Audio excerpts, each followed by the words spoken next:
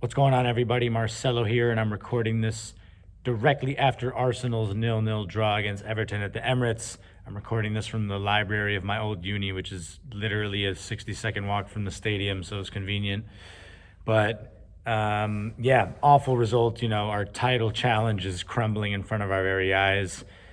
It was a game where Everton set themselves up really well, but we just looked so sloppy, slow, and ultimately just stuck.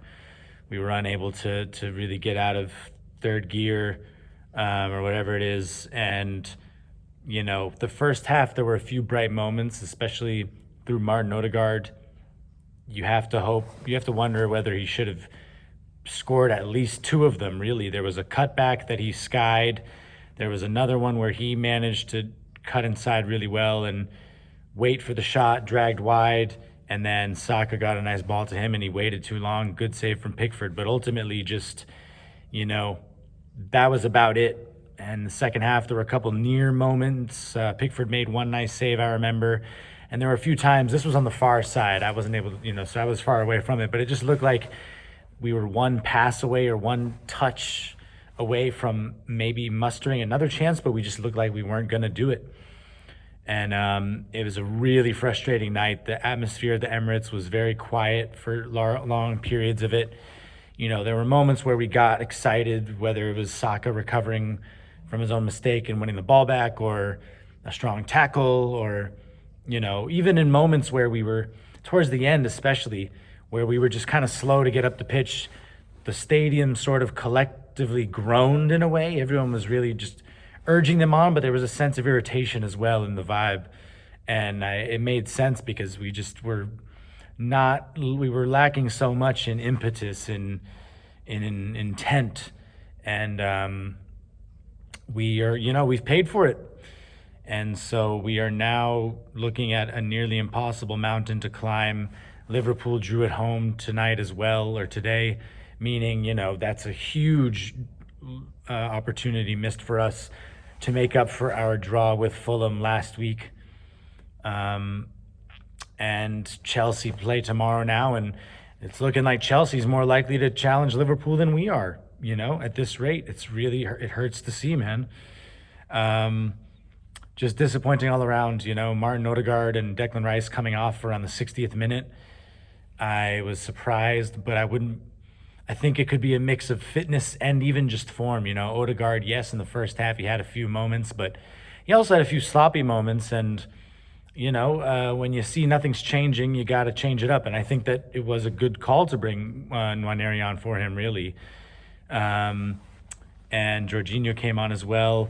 But Martinelli, we got to say, another night where he just did not look likely to break Ashley Young down at all. Ashley Young kind of pocketed him. It was a mix of pocketing, but also Martinelli just didn't really test him that much. He didn't even try to take him on every time, I think, as directly as he could have.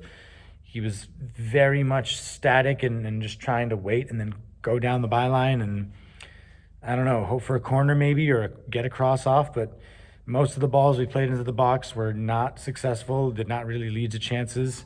Our midfield of Marino, Rice, and Odegaard did not look too threatening.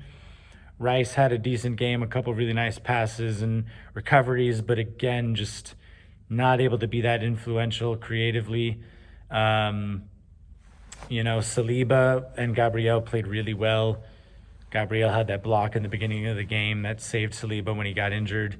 And then Saliba had a few really nice moments, but it was the second game in a row in the Premier League, at least.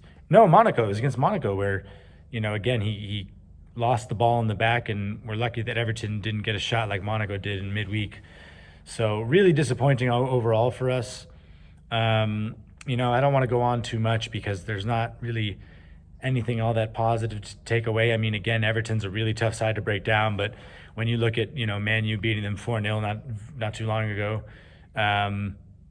we got to be winning these games. There's just two ways about it, and there's no point in overanalyzing or trying to look for, solutions in this very moment. It's just like, at the end of the day, if you want to win the Premier League, you got to win these games, man, and we didn't. So it really hurts.